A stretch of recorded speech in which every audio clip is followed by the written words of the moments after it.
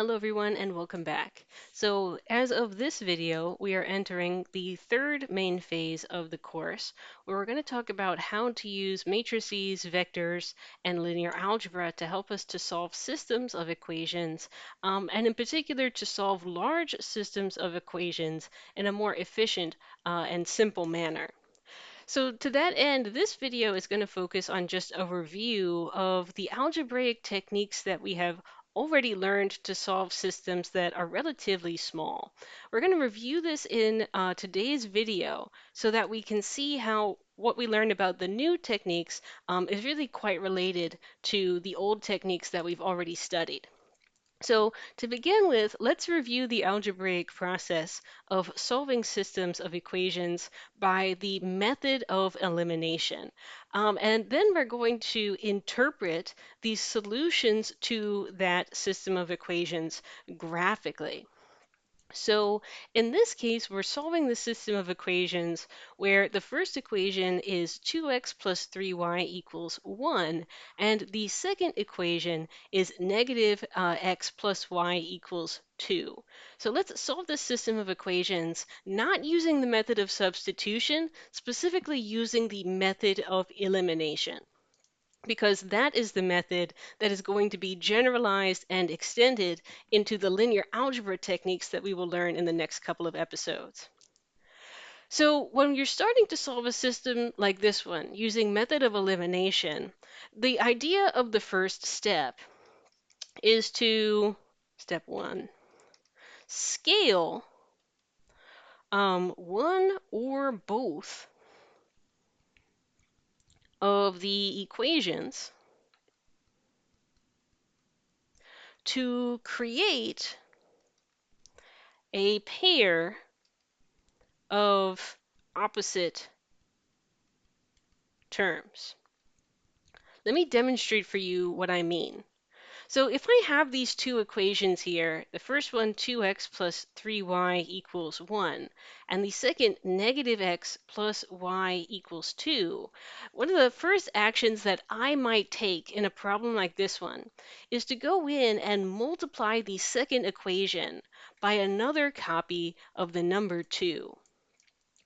I am going to do this because if I then distribute that 2 to each term in this equation, and I turn it into negative 2x plus positive 2y plus 4 on the far right side of the equation, if I scale the second equation by a copy of 2, what I have created is a pair of opposite terms, a positive 2x in the first equation and a negative 2x in the second equation. So these two terms that appear in the two equations with opposite signs, that is what I'm referring to when I say create a pair of opposite terms in your system.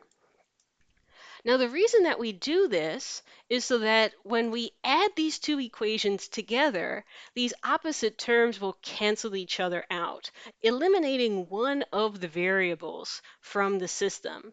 That's why it's called method of elimination, because you set this up so that when you add the equations together, one of the variables in the system is eliminated. So that's the second step. Add the equations together.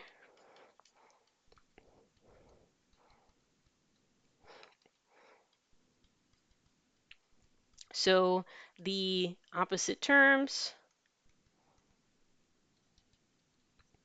cancel out.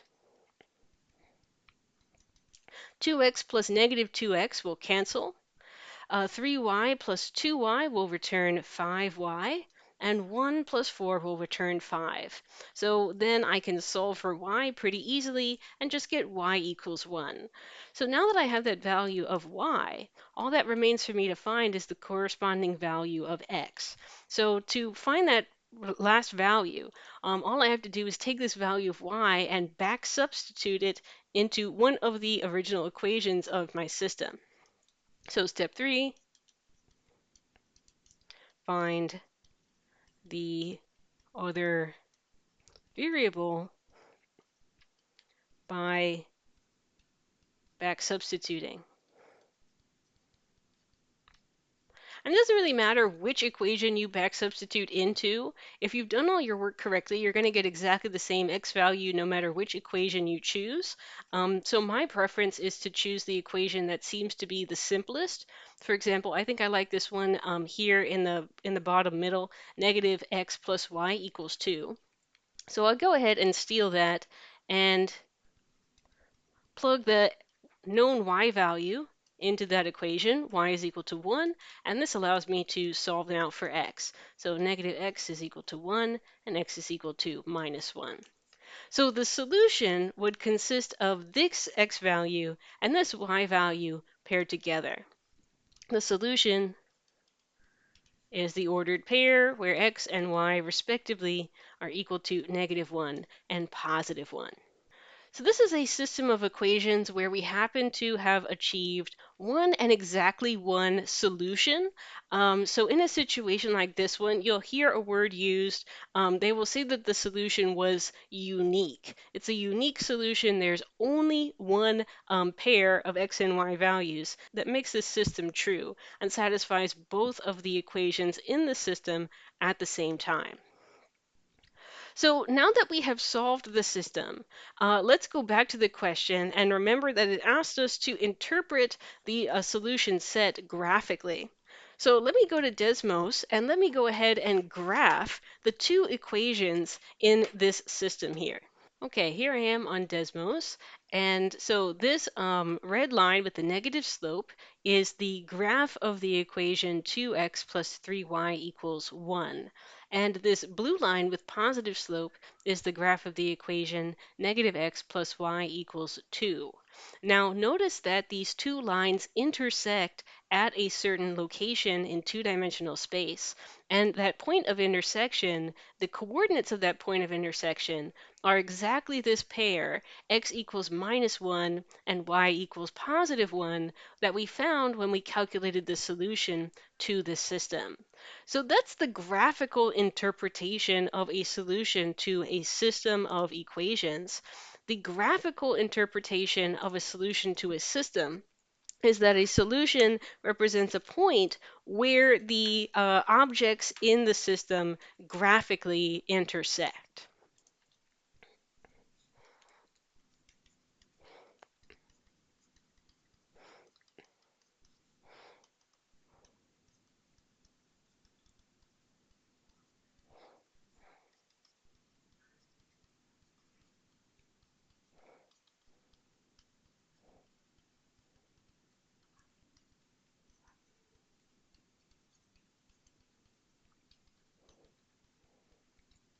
So bear that in mind. A solution to a system of equations is a location where the graphs of those equations intersect. Bear that in mind as we go into this next example. Solve the system of equations 2x minus 2y equals 0 and negative x plus y equals 2. Let me actually start this problem by examining this situation graphically, and then I'll solve it algebraically, and I'll see how my algebraic result lines up with what's happening in the graph of these two equations. Okay, here I am on Desmos. In red, this line passing through the origin is 2x minus 2y equals 0. And in blue, this parallel line is minus 2x plus y equals 2. So notice that because the two lines are parallel and separated from each other, these two lines will never ever intersect, right? These two lines will never intersect at all. So based on that property of these graphs, I anticipate that this system of equations will not have any solutions because a solution to the system would be a point where these lines intersect and these lines do not intersect. Let's see how we can get the same conclusion from an algebraic perspective. First, let's make some notes. Note graphically, these are parallel lines that never intersect. We anticipate the system has no solutions. All right, let's go ahead and verify that algebraically now. So if I took the sort of standard approach to solving this system of equations via elimination, I would take my equations and I would try to create a canceling pair of terms, a pair of opposite terms that will cancel out when we add these equations together. So to that end, I can, for example, scale the second equation and multiply it by 2. Because if I multiply the second equation by 2, then that'll give me a pair of canceling terms in the x's column. And interestingly enough, it also gives me a pair of canceling terms in the y's column. So if I then add these equations together, let's see what happens. If I add the x's together, they cancel out. If I add the y's together, they cancel out. But if I add the constants together on the far right side, I get 4. So now I'm looking at an equation of the form 0 equals 4, which is an impossibility.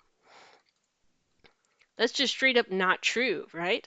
So because while solving this system of equations, we arrived upon an equation that was never true, that was absolutely impossible to satisfy, that is algebraically how we can conclude that this system has no solutions. So once again, there's a piece of terminology that's used to describe a situation like this. If your system has no solutions at all, we call such a system inconsistent. Inconsistent because there is an inconsistency and there's a discrepancy between what the first equation is requiring and what the second equation is requiring. These two requirements, these two prescriptions are incompatible with each other. So it's not possible to satisfy both equations at the same time. Let's do a third example of a third thing that can happen. And once again, we're going to look at this situation graphically first and try to predict what the solution set to the system is going to be.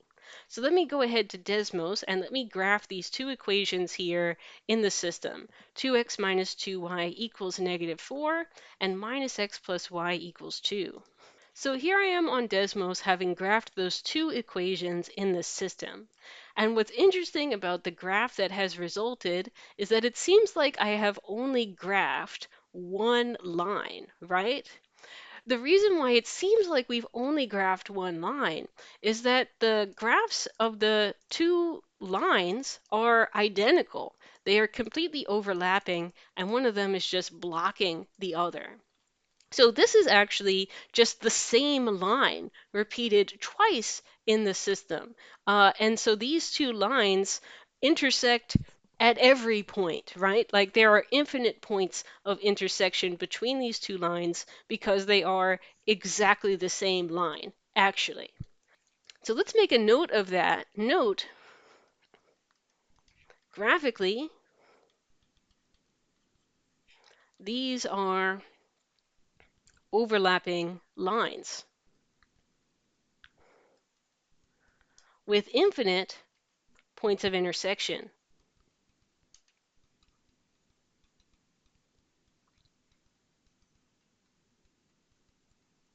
So we anticipate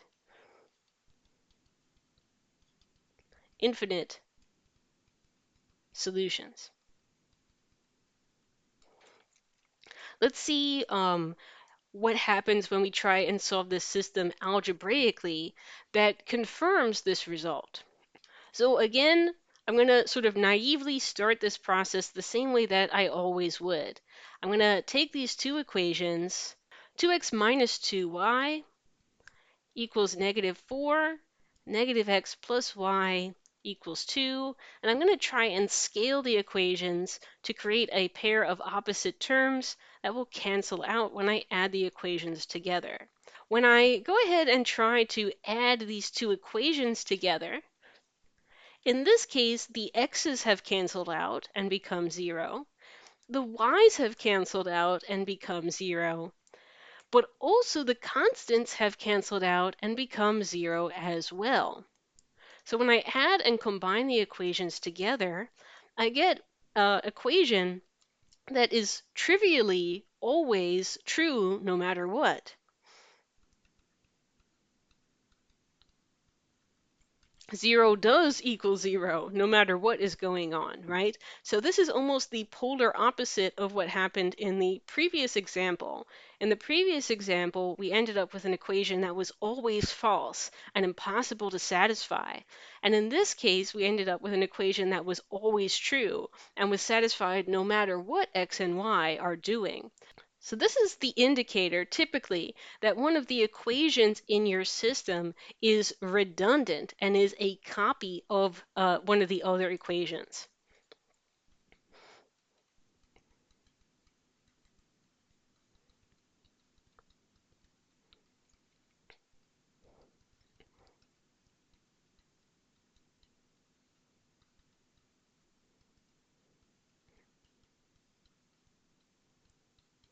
And so this system of equations that on the face of it seem to consist of two different requirements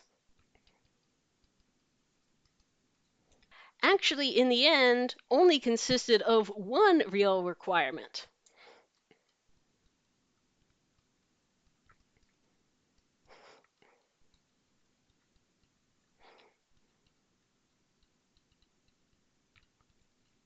And so since you have two variables, but only one actual restriction or requirement on those variables, that's a situation where you have kind of a degree of freedom that gives you infinite solutions.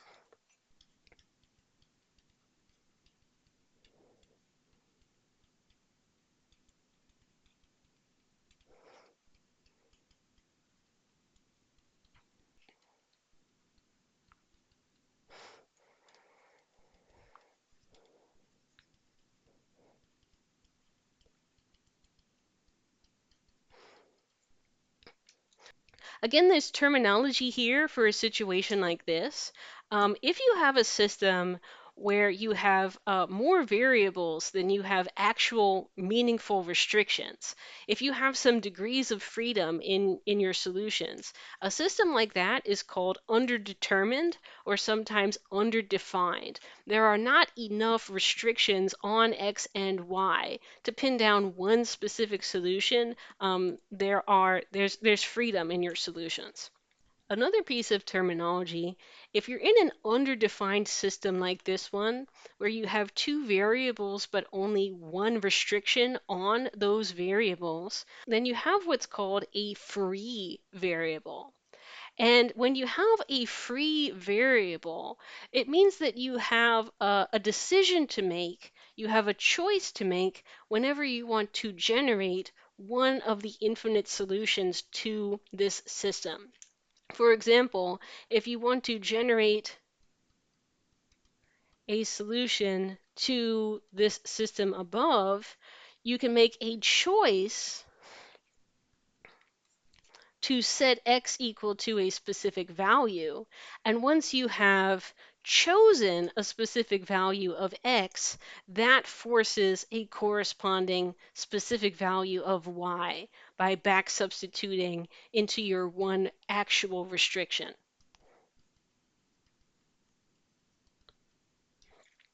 So when you have an underdetermined system and you have a free variable, solutions are created by choosing values for those free variables and then figuring out what the other variables have to do to match. One more example. In this case, we're going to have a system of equations that has three variables in it. So three variables in it, but only two equations in the system. Now, already this is a situation where I anticipate that this system is going to be underdefined. So let me just make a quick note. Three variables, maximum two real restrictions from the two equations.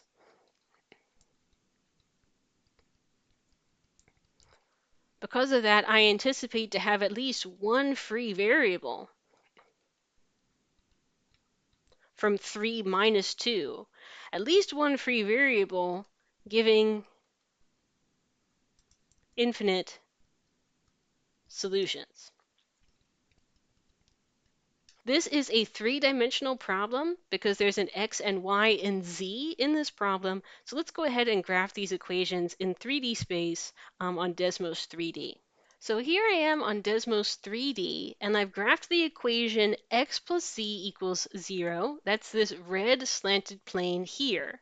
And I've graphed the equation y plus z equals 0, and that's this blue slanted plane here. Now remember that a solution to a system of equations graphically corresponds to a location where the two graphs intersect each other. And what we can see is that these two planes intersect each other along an entire line of points. This entire diagonal line of points where the two planes intersect each other, every single location on this line represents another solution to this system. So graphically, that is why we have an underdetermined system in this case. We have an underdetermined system, we have a free variable, we do not have a unique solution. All of that is because these two planes intersect in infinitely many points. Graphically, each equation is a plane in 3D space. The two planes intersect at infinitely many points.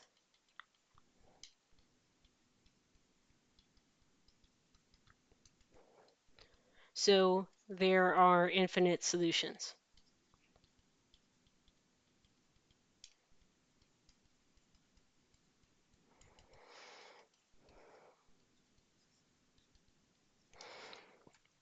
Okay.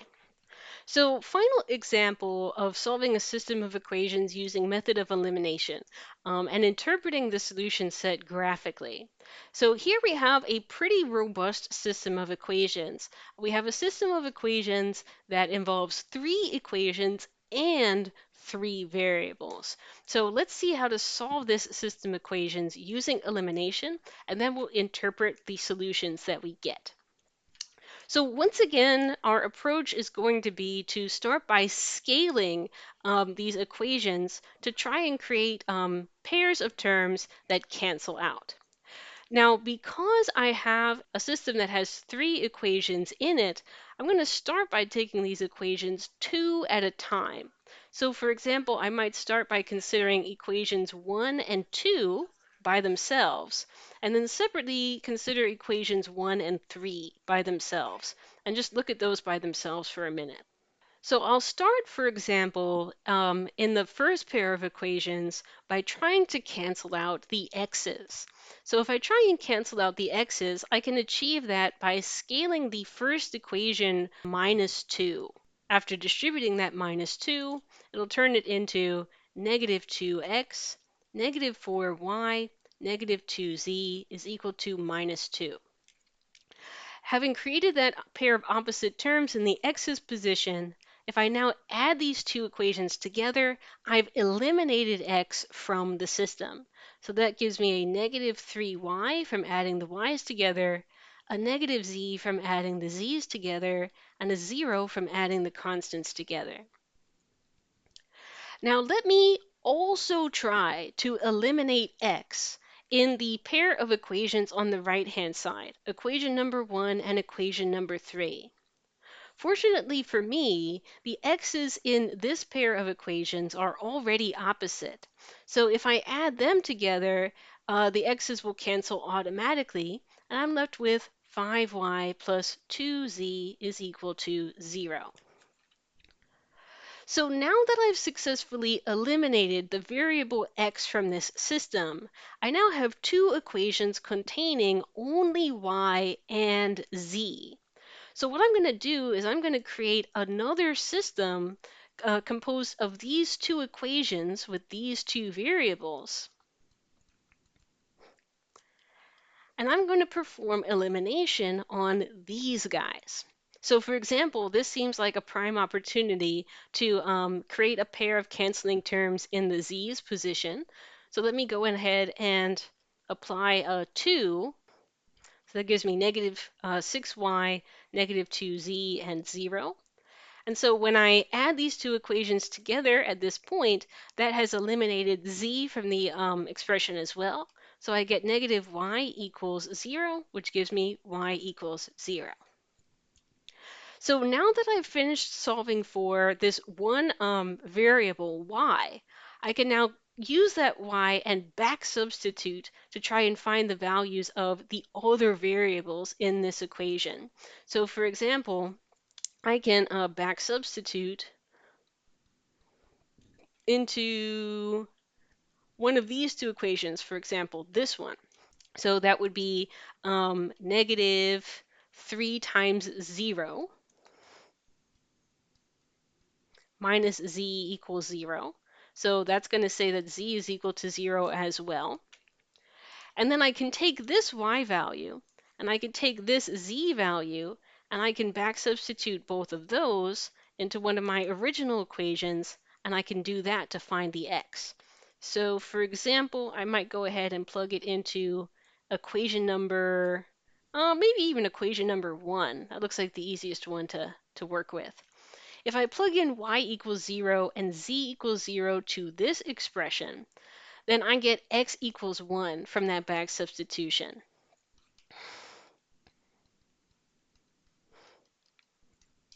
So this system of equations has one unique solution. It is the solution where the x and y and z are respectively equal to 1, 0, and 1. So this particular system of equations has this as its one unique solution. Now let's go ahead once again to Desmos 3D. Let's graph these three equations and let's figure out what's happening graphically that has given rise to this particular result. Now, these three different planes, when you graph them, the solution to the system would represent a point where all three of the planes intersect and meet each other.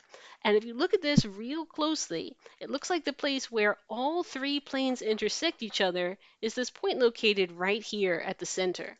In fact, if I go ahead and type in the ordered triple that we calculated manually, x equals 1, y equals 0, z equals 0, that purple dot representing this point, it's a bit small, hopefully you can see it. That purple dot is the location where all three of these planes meet each other. So let's go ahead and make a note of that. Note. Um, the solution 1, 0, 0 represents the one point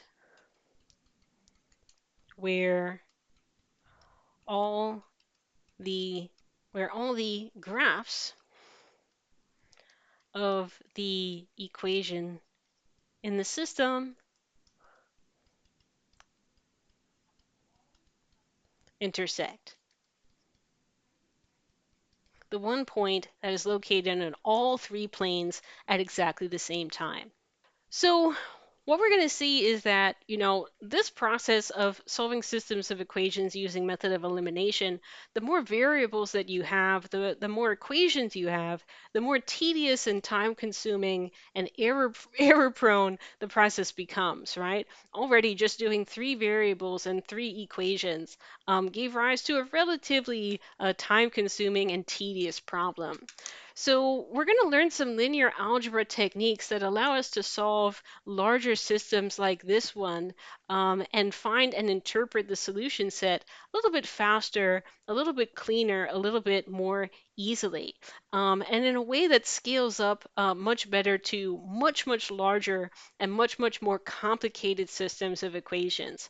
So for example, in a circuits class, when you're analyzing a circuit, that's a situation where you will often just attack the circuit and try and understand it by throwing Kirchhoff's laws at it, right? Like Kirchhoff's current law and Kirchhoff's voltage law. And when you analyze a circuit using Kirchhoff's laws, if the circuit has a bunch of different nodes and loops, meshes and junctions inside of it, if it's a relatively complicated circuit, it can give rise to an incredibly complicated system of equations containing like, 8 variables and 9 equations, depending on how many circuit elements you're dealing with. So in a situation like that, if you're trying to analyze a pretty complicated circuit, you are going to get a very big system of equations. So you really want to be doing something that will allow you to fill in the blanks of that circuit a lot more easily than this process. So that's what linear algebra allows us to do, and we're going to be building up some of those techniques over the course of the next several lessons. To recap what we learned today, method of elimination is a process of solving systems of equations where you scale the equations to create opposite terms, to cancel out or eliminate a variable from the system, one by one eliminating variables until you have one equation containing one variable that you can actually find the value of that one variable. Then you find the other variables in the system through the process of back substitution. Now, depending on what system you're dealing with, you might have a single unique solution. You might end up with no solutions at all. And you might also end up with an infinite set of solutions coming from having what's called a free variable that is unrestricted and whose value can be freely chosen or set. And all of this stuff has a graphical interpretation. The solution to a system of equations is graphically a point that lies on all of the graphs of the equations in your system. If the graphs for your system never intersect at all, you don't have any solutions. If the graphs of your equations intersect in infinitely many points, you're going to have infinite solutions. And if the graphs in your system intersect at only one point, that's when you're going to have one unique solution. So that's the graphical interpretation of solutions to systems.